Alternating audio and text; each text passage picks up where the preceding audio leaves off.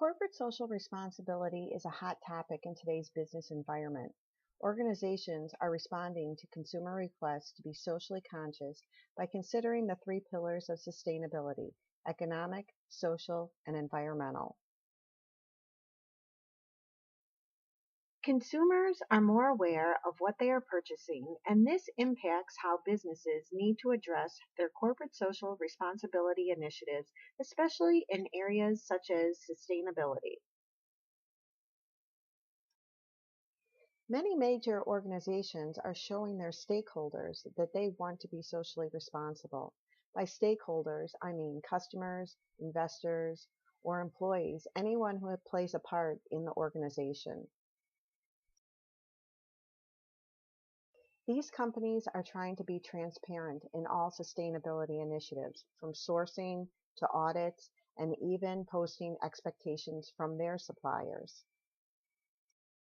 They're doing cost accounting or whether there's managing human resources so that their business practices are as green as possible. And also their aim is to raise awareness among business students that, hey, the natural environment, it needs to be on our balance sheet. We need to do triple bottom line cost accounting. We need to take into account environmental impacts when we assess our business practices and judge whether we're being profitable or not. We can't just dismiss the environment as an externality. So these are really, really important things. New business models are emerging to implement processes that show these organizations are being strategic in their sustainability efforts. Many of these organizations are addressing their use of water and how they are trying to minimize the impact their production has on our natural resources. These organizations also show how they use land management and try to reduce the impact they have by auditing what they currently do and how to reduce the long-term effects.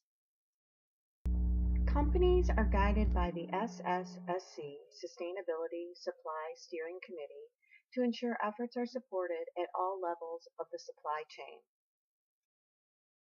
Organizations are proud to feature what they have been doing to address sustainability initiatives because more consumers are aware and want to feel good about the organizations they support. I would hope that the future business leaders are going to see this as something not only that they must do, but they want to do, because it'll make their businesses more attractive to potential customers.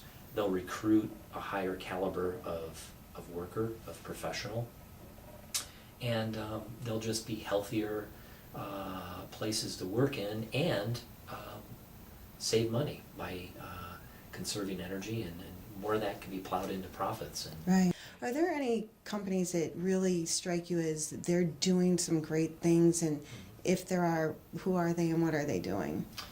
I can name one important one locally right off the top of my head. It's called Earth-Friendly Products. Okay. Earth-Friendly Products has a plant in Addison, Illinois, but also several other national industrial facilities. And they make cleaning products, mostly to be used in households, so consumer/residential cleaning products, as opposed to commercial grade stuff. They might have some of that. So they utilize what we call green chemistry. A lot of chemical processes are inherently toxic. I'm not just talking about the end product that the chemical industrial process produces can be toxic, but all the byproducts that go into its manufacture and some of the raw materials. There's you mentioned wastewater. There's a tremendous impact upon wastewater streams from that. There's the notion of what do you do, or the problem of what do you do with stockpiling hazardous waste. How do you deal with it? Earth-Friendly Products is all about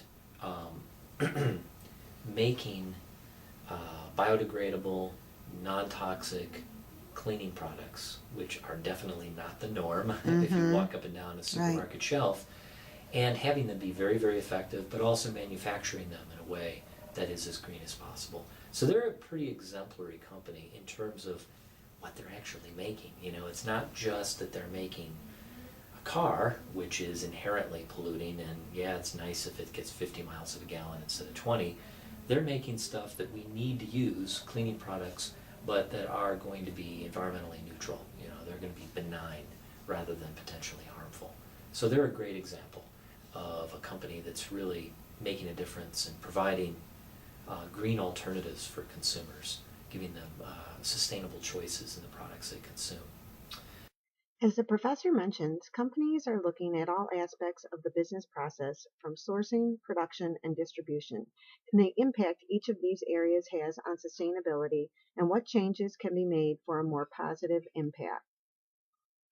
What I try to make students aware of in my courses is not only trying to assess what companies do, and that's probably the harder part. Mm-hmm. It's easy to assess what they say or don't say. I mean, you can look at commercials, you can read the actual labeling for products, you can look at their website and really dig deep into their company reports, their mission statement, their corporate social responsibility, Mm-hmm. and most big companies have voluminous documentation. It is important for consumers to know that the organizations that they purchase from are concerned about issues of corporate social responsibility and are making efforts to protect our resources for future generations. By major organizations leading the way, this will promote others to follow. These companies are setting the standards to minimize the impact they have on our natural resources.